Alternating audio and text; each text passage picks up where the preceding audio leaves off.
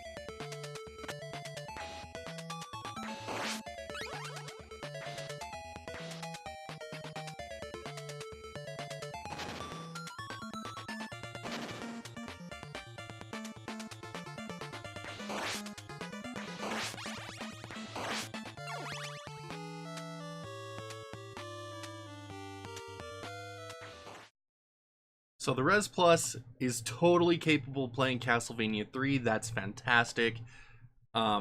Which means it probably will have very little, if any, compatibility issues with anyone's NES library. I will say I'm not sure if the sound sounded quite right. I'm not familiar enough with Castlevania 3 to make that judgment, but let's go ahead and dig into our Zelda music comparison, because I've listened to the music and sound effects in this game for hours, so I know exactly what this is supposed to sound like, and this will tell me everything I need to know about the Res Plus's sound capabilities.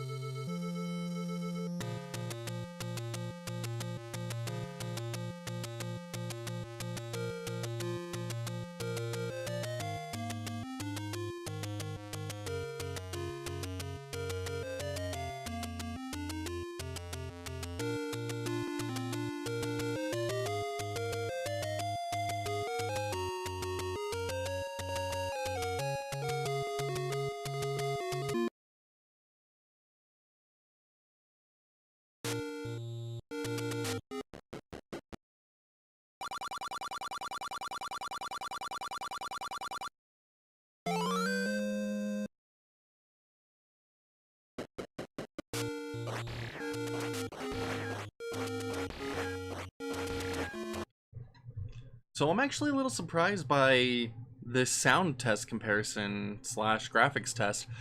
I wasn't expecting the sound to actually sound remotely similar to what it would sound like on the real NES. But I do have to mention something about the RGB modded NES that I didn't think about before doing this comparison. This is actually modded to have fake stereo sound over the original mono sound that came equipped on NESs, so that's why things sound a little more balanced on this. I don't know if balanced is the right word, but it's what I'm going to use. But that's one of the reasons why I wanted to include the NES Mini in this test as well, because it is Nintendo's version of what they think the system should look and sound like. So I'm actually pretty impressed that the Res Plus sounds fairly similar and looks fairly similar to what you would get out of the NES Classic. So the one thing I do have to note, this doesn't output to 4:3, so it doesn't look quite as crisp as the NES Mini's picture did, just because the picture is getting stretched out. I'll have to take some comparison shots on my TV downstairs where I can actually set a 4:3 mode and test them against each other just to see which one actually looks a little bit sharper. But I'm actually fairly impressed from this little bit of testing that the Res Plus does look fairly similar in color, and then also sounds fairly similar to Nintendo's own offering. So good job on Retrobit for that, because that's pretty impressive for such a inexpensive product. So I'm going to be spending the next week and a half testing this guy out on all of my NES games that I own. I have about 30, so it shouldn't take too long, but I'm looking forward to it. Mario Brothers 3, y'all. But gonna see how that handles, see if there's anything that just doesn't work or anything that just is weird. I'm also gonna test it out with Duck Hunt and an NES Zapper over on the CRT here, since CRTs don't work with NES Zapper doesn't work with newer screens, of course. So let you know how that goes. Gonna have a link in the description below taking you to the full review over on GameTyrant.com. Thank you again so much for watching this video. If you found anything interesting, leave a comment below. And as always, thank you for kicking it with us here at GameTyrant, and we hope to see you next video.